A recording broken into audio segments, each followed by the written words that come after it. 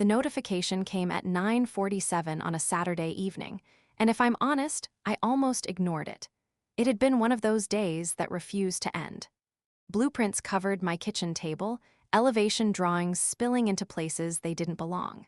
My coffee had gone cold hours ago, but I hadn't noticed. Work like mine doesn't stay at the office. It lingers, follows, settles into your space like an uninvited guest. By the time I finally pushed the papers aside and reached for my phone, I wasn't expecting anything meaningful. Just a routine check. Maybe a message from the dry cleaner confirming my pickup. Instead, I saw my sister's name. Renata. And before I could decide whether I wanted to open it, the image had already loaded. A long dining table, crisp linen, carefully folded napkins. My parents stood at the center, my mother in that ivory dress she reserved for moments she believed deserved to be remembered. My father beside her, wearing a rare, almost practiced kind of pride. Around them family, cousins, old neighbors, my aunt from Baton Rouge who calls twice a year. Champagne glasses raised. Everyone smiling like they knew they were being seen at their best. The caption read, "Together at last, everyone who matters under one roof." I set the phone face down, then I picked it up again. Because something about that sentence didn't just sting, it clarified. Let me tell you something about how my mind works. I'm a structural engineer. My entire profession revolves around one thing: understanding what holds things up and what causes them to collapse. I analyze load distribution, stress points, failure risks. I don't trust appearances. I trust structure. And when I looked at that photograph, I didn't see a happy family. I saw a system. And I understood something I had been too patient to name for years. I hadn't been forgotten. I had been removed. If stories like this pull you in, make sure you're subscribed, because this is only the beginning of what I uncovered. Edited out. For 11 years, I had been quietly holding everything together. Since I was 26, since my first salaried position, I had become the financial backbone of my parents' household. Not publicly, not ceremoniously, just functionally. It started small, a loan that was never repaid. Then it became routine. Monthly contributions toward the mortgage, covering property taxes every April. Handling emergencies that always began the same way. "We didn't want to bother you." I told myself this was normal. That this was what responsible adult children did. That love didn't need acknowledgement to exist. I was very good at telling myself things. Renata, on the other hand, never had to. She was 4 years younger, but somehow always larger in presence. Even as children, the difference was curated. Her drawings went on the refrigerator. My science fair medals went into the hallway closet. It wasn't random. I knew that even then, it was policy.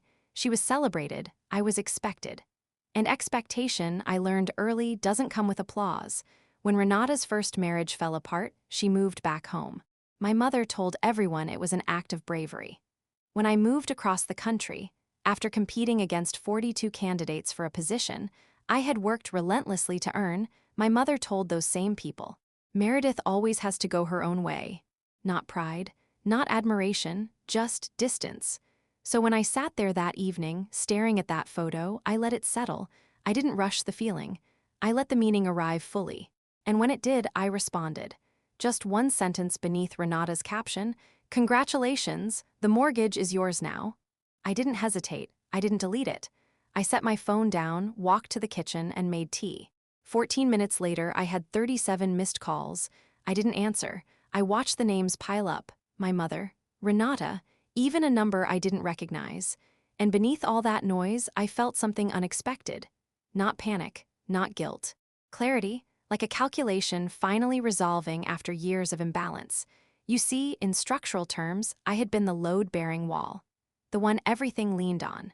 The one no one noticed until it moved. And when a load-bearing wall steps away, the outcome is never mysterious. The calls stopped after about an hour. Then came the message from my mother. "You have humiliated this family. You're being vindictive and selfish." I read it once. Then I placed my phone in a drawer. 2 weeks passed. I didn't argue. I didn't explain. I simply stopped sending the money. That was it. No announcement. No confrontation. Just absence. And for the first time in years, my bank account stayed the same at the end of the month. I noticed it the way you notice silence, only after the noise is gone. It felt unfamiliar, almost unreal. By the third week, a letter arrived. Forwarded from my parents' address. The return label was from the mortgage servicer. I opened it expecting nothing important. What I found changed everything. My name was printed at the top, not casually, not incidentally, legally, attached to a refinancing agreement executed 18 months earlier. A refinancing that increased the balance by $60,000 and extended the loan by 12 years. I hadn't signed anything. Not recently, not ever. At some point in the past, I had given my father limited access to a joint account we used for transfers. It had seemed harmless, efficient, convenient. But convenience, I realized, can also be a doorway. And someone had walked through it. Carefully, deliberately, timing confirmations within a single afternoon. Navigating a system they understood well enough to manipulate. I sat there for a long time, not because I didn't know what to do, I did. But because there's a certain stillness that comes when you stop trying to interpret something generously and accept it exactly as it is. No excuses, no reframing, just truth. The next morning, I made 2 calls. And with that, everything began to shift, because what I uncovered next wasn't just betrayal, it was calculated. Make sure you're subscribed, because what I discovered next changed everything, and you won't want to miss it. And it would force a confrontation my family never saw coming. The next morning, I made 2 calls. The first was to the lender's fraud division. The second was to an attorney.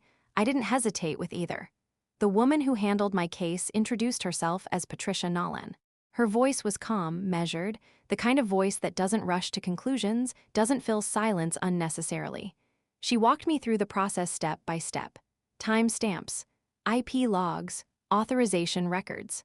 Each detail laid out cleanly, without commentary. I appreciated that. There was no attempt to soften what we were looking at, no emotional framing, just facts presented exactly as they existed.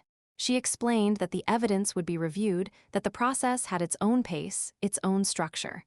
I told her I already had copies of everything, because I did. I had gathered them before I even made the call. The attorney came next. Douglas Fitch.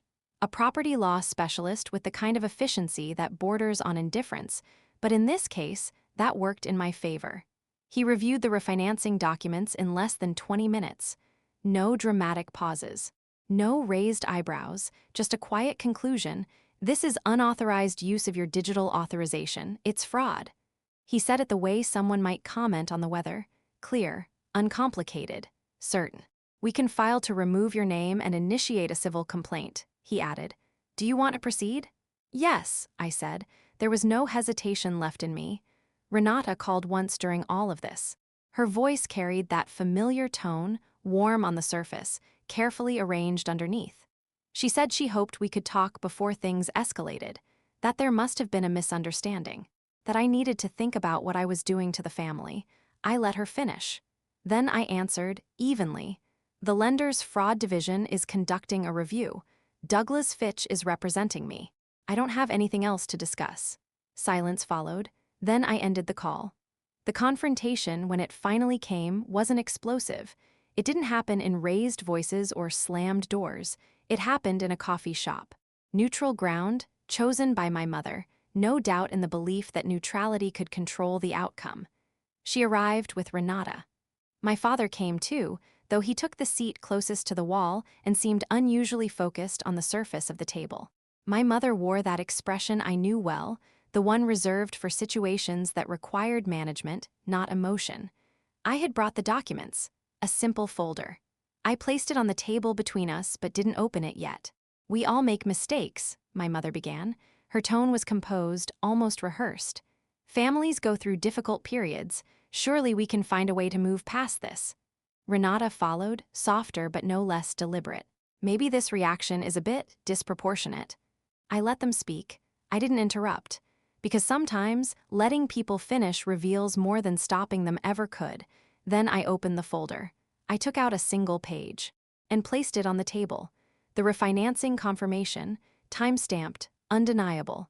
I didn't authorize this, I said. No anger, no raised voice, just precision.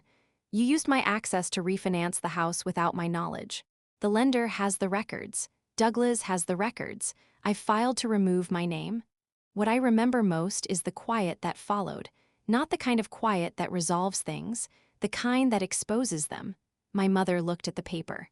Renata looked at the paper. My father kept looking at the wall. In structural terms, there's a moment before failure becomes visible. A brief pause where everything still appears intact, but the support is already gone. That's what it felt like. I stood up, left money on the table for my coffee, and walked out. The legal process took 4 months. It moved exactly as Douglas had outlined, methodical, procedural, inevitable. The evidence held. The authorization was proven fraudulent. My name was removed from the loan. Liability was reassigned. There were no dramatic courtroom moments, no emotional appeals. Just documentation doing what it was designed to do, establish truth. 6 weeks later, the house entered foreclosure. I didn't go back to see it. I didn't need to. I heard about it indirectly through Douglas's office, through a brief confirmation from Patricia Nolan that the case had been closed. The system had resolved itself, just as systems do. I moved in February, a smaller apartment, west-facing, the kind of place where afternoon light stretches across the kitchen counter in a way that makes everything feel quieter than it is. I bought a good lamp, a second-hand reading chair, assembled both myself. On the first morning there, I made coffee, sat by the window, and noticed something I hadn't expected. I didn't feel victorious. I didn't feel devastated. What I felt was balance. Like a structure finally carrying weight the way it was meant to. No hidden reinforcements. No silent supports. Just load distributed to the elements designed to bear it. Sometimes, I still think about that photograph. My mother in ivory. The raised champagne glasses. The caption that claimed completeness. There was a version of that image I was never meant to disrupt. A version where everything appeared intact, because the part holding it together remained invisible. And I understand now that's what I had been. Not a daughter, not really. A condition, an unspoken requirement. Infrastructure behind the portrait. There's no bitterness in that realization, only accuracy. And there's a difference between the two. Because naming something clearly doesn't destroy you. It frees you from having to pretend it was something else. Some structures only make sense once you step away from them. Some weights only register once you set them down. And sometimes, you don't realize how much you've been carrying until the moment you finally stop. If this story stayed with you, subscribe for more, because some truths only surface when you're ready to see them.